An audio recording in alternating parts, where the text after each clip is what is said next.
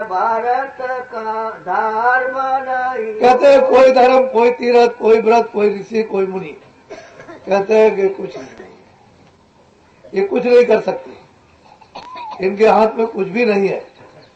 तो जब कुछ नहीं है तो मतलब ये गुरु की तो इतनी बड़ी महिमा, अपार महिमा वर्णन करते हैं।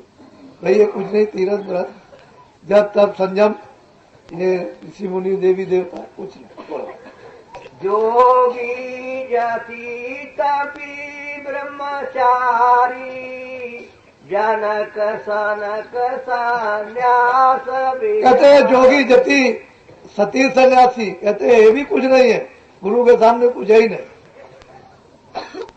जब ये गुरु से इतनी बड़ी लोग में, यहाँ धर्म लोग में सनातन से गुरु की महिमा रही, और जब तक एक जीव भी, एक सूरत भी यहाँ रहेगी तब तक ये महिमा रहेगी। कहते हैं कुछ नहीं कर सकते। बोलो आत्म परमात्म नहीं मानू। और वो सूरत कहती है भाई न मैं आत्मा न परमात्मा में किसी को नहीं मानता। बहुत साफ साफ पूरा विश्वास के साथ, अटल और निश्चित होकर के, ऐसा नहीं कि मतलब पूरा विश्वास और प्रीत प्रतीत के साथ कहते हैं मैं किसी को नहीं। बोलो सात नाम जानू नयनामी। और वो कहती है कि भाई ना मुझे सतनाम मालूम है और ना मुझे, मैं इनमें से किसी को नहीं जानता और ना मैं मानता हूँ। कहाँ देवी, कहाँ देवता, कहाँ ब्रह्मा विष्णु महादेव, कहाँ मतलब ऋषि मुनि जोगी तभी सन्यास, कहते हैं कि कुछ नहीं, गुरु के आगे ये कुछ है ही नहीं।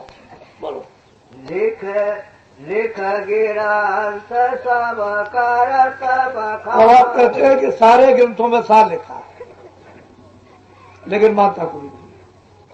सारे ग्रंथों में सब जगह लिखा हुआ, सब ग्रंथों में कोई ग्रंथ उठा के देखिए गुरु की महिमा, और बगैर गुरु के एक कदम नहीं चल सकता कोई नहीं। तो जहाँ लिखा हुआ वो नहीं मानता, तो कहते हैं मैं किसी को नहीं मानता। आप जिसको चाहो उसको मानो, मैं तो गुरु को ही मानता हूँ, वही सब कुछ करता रहता है, पूरे रहे, और विधाता उनमें कोई कमी नहीं है। बोलो सबको करूं प्रणाम जोड़े कर, पर कोई नहीं सके गो। अब वो सूरत कहती है मैं सबको प्रणाम करती हूँ, यानी दोनों आंखों के करों को जोड़कर, ये कर नहीं, ये हाथ शरीर के हाथ नहीं ऐसे, ये दोनों करों को जोड़ करके सबको प्रणाम करती हूँ, और सतगुरु के समान कोई नहीं, उसके बगैर प्रणाम, कोई दुश्मनी थोड़ी किसी से, कहते सबको प्रणाम कर। ये करों को जोड़कर, ये दोनों कर, दोनों आंखों की पुतलियों को जो धाराएं उनको ऐसे जोड़ करके प्रणाम करती हो सबको, और सतगुरु सतगुरु के समान हो सकती है। बोलो सतगुरु कृपा सबन को जाना, बिन सतगुरु कैसे। अब सबसे बड़ी बात यह है कि सतगुरु की कृपा जब हुई तो इन सबको तब जाना, तब भेद मिला। बगैर सतगुरु की कृपा के कैसे भेद मिलेगा कि भाई अंदर में ये रास्ता है, ये चढ़ो, ये शब्द का है, ये नाम का है, ये ईश्वर का है, ये उसका नाम है, इसका रूप है, उसका स्थान है। कहते हैं कि सतगुरु की जब कृपा हुई तो सबन को जाना। अगर सतगुरु नहीं मिलते तो क्या पता ये क्या करते, ये तो पहले भी थे, तो पहले तो इन्होंने कुछ नहीं बताया। अरे भाई जब पहले भी सत और अब भी है और भविष्य में भी ये रहेंगे, तो ये कुछ नहीं बता सकते कि सतगुरु की, कि सतगुरु सबन से जाना, सतगुरु के द्वारा सबको जाना। उनकी जब कृपा और दया हुई तो इनको जाना, इसलिए इन सबको प्रणाम करती। तो सतगुरु के समान कोई, उन्होंने तो इसका भेद बताया, वो ब्रह्मा का भी, विष्णु का भी, शिव का भी, शक्ति का भी, ईश्वर का भी, माया का भी, ब्रह्म का भी, प्रकृति का, पार ब्रह्म का भी, सब कहते हैं कि इन सबको सतगुरु द्वारा जाना। बोलो सतगुरु सबका भेद बखाने, अब किसको गुरु से अब वो सूरत कहती है कि जब सतगुरु सबका भेद वर्णन करते हैं, भेद बताते हैं, तो आप बताओ किसको किसको बड़ा माने? सदगुरु के बगैर कौन बड़ा है? जब ये सबका भेद बता रहे हैं और चला रहे और लिए जा रहे हैं, तो मतलब अब इससे बढ़कर क्या होता है? वो तो यहाँ और ने तो किसी ने बताया नहीं सबका भेद, ये तो असल में इतनी दृढ़ता, इतनी मजबूती, इतना विश्वास, अटूट प्रेम प्रतीत, ये सब आने पर दृढ़ता आती है। नहीं तो जीव रह जाता है। तीरथ है, राम है, कृष्ण। अगर राम और कृष्ण को बुरा कौन कहता है? वो तो थे सबको प्रणाम, रास्ते में सब मिलेंगे। एक दो राम, एक दो कृष्ण। जब वो साकेत लोक में जाइए तो राम ही राम, सब राम। इतना बड़ा लोक है, सब राम ही राम, जिसको देखिए सब वहां राम ही राम। जब गोलोक में जाइए तो सब कृष्ण ही कृष्ण, एक दो कृष्ण का मंडल अनंत हो, बेशुमार, गिनती में नहीं आ सकते इतने कृष्ण। तो कहने का मतलब है कि गुरु की कृपा से सबको, तो मैं सबको प्रणाम करता हूँ। किनकी कृपा से? कहते गुरु से। इन्होंने इनका भेद बढ़ाया, सबको प्रणाम। जब उनको याद किया जाए, प्रणाम किया जाता है, तो काहे को बातें करते। लेकिन अब ये एक आंख बंद है, भेद गुरु से मिला नहीं, तो अब ये बेचारे जिसको चाहते हैं यही सब छोड़ा नहीं जाता। कोई ऐसे जीव काट रहा, कहते हैं हमारा देवी देवता इसी से खुश हो जाएगा, तो हत्या करना। जीव काट को प्रसन्न होगा? अरे वो प्रसन्न हो जाएगा हत्या करने से? ये तो सोचना चाहिए। हत्या करने से देवी प्रसन्न होती है? देवी तो एक माता होती है। वो बच्चे का कभी मतलब है कि बलिदान चाहती है, लेकिन नहीं, तुमने कहा खुश हो जाएगी तो खुश हो गई, तुमने कहा ना खुश हो गई तो ना खुश। लेकिन बात यह है कि हत्या अति दुखदायी, ये तो हत्या का अपराध है। ये तो जब लग जाता है तो छूटता नहीं, बदला देने ही पर छूटता है। तो कहते हैं कि भाई उन्होंने गुरु का सबका भेद बताया, तो इनसे बढ़कर के और किसको जाने?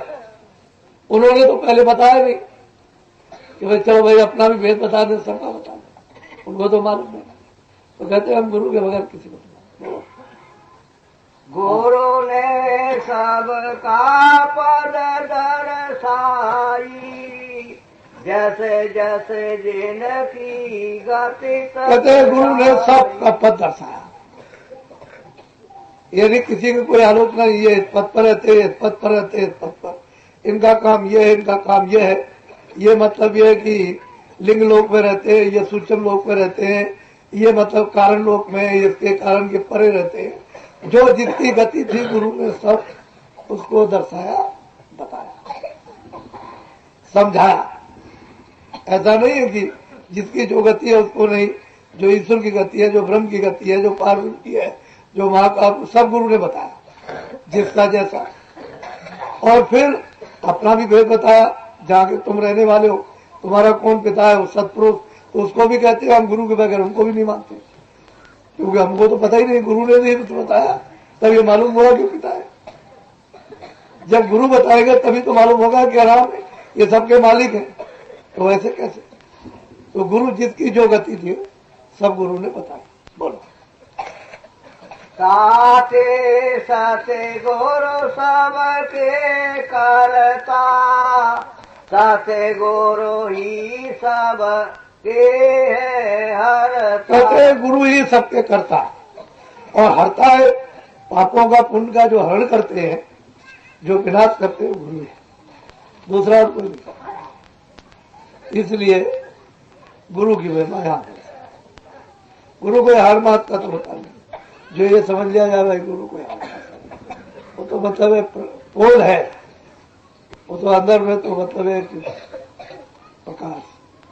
वो गुरु इसीलिए कहते हैं गुरु गुरु मैं हृदय धरती, गुरारत की समा आरती करती, सब सात सामान से पुरुष की आरती।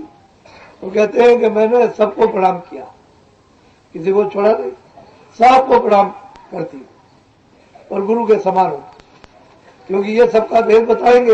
यही करता, यही हरता, यानी करने धरने वाले और हरण करने वाले। जो हमने प्रायश्चित किए, पाप किए, वो सब यही साफ करते, बगैर गुरु के कोई साफ नहीं कर सकता।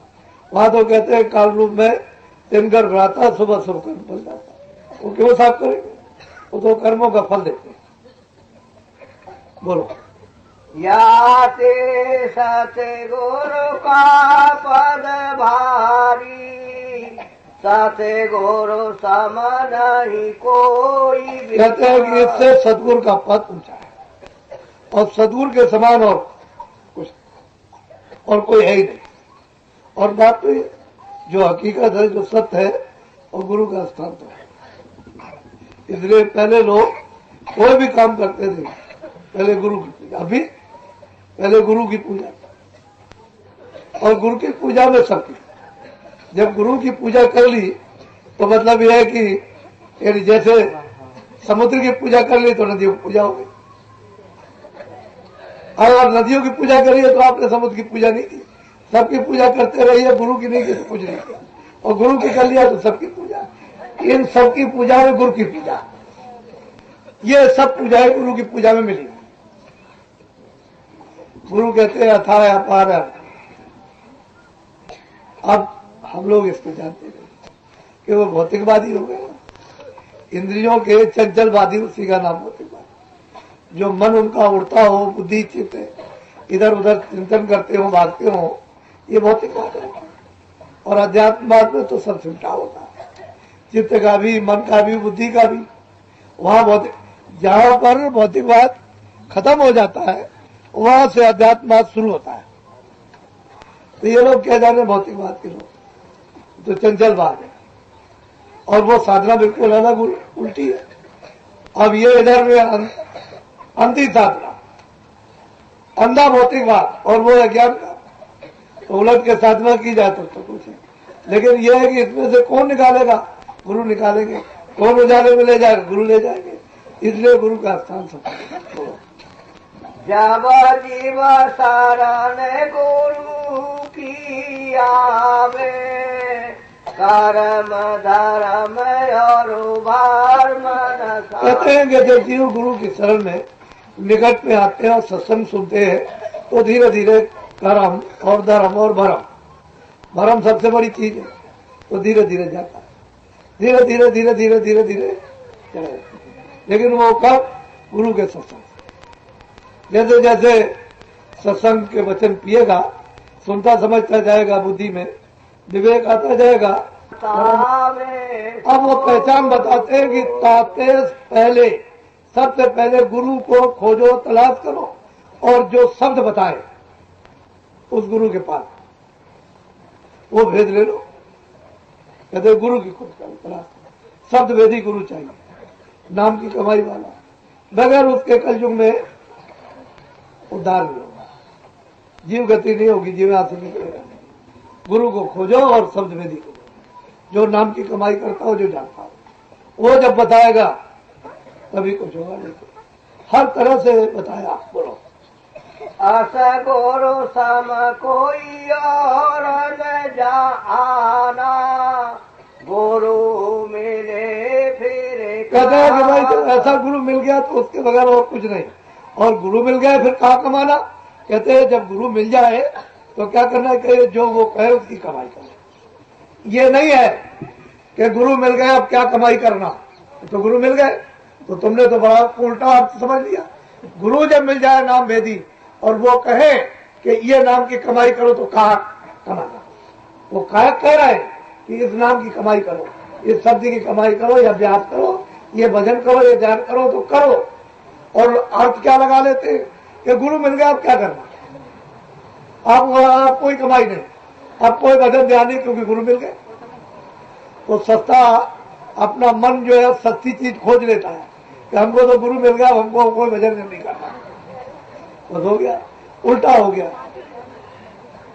तो गुरु मिले जो कहे उसकी कमाई। बोलो। याते मोह मत निश्चय, गुरु बिन दूसर और न।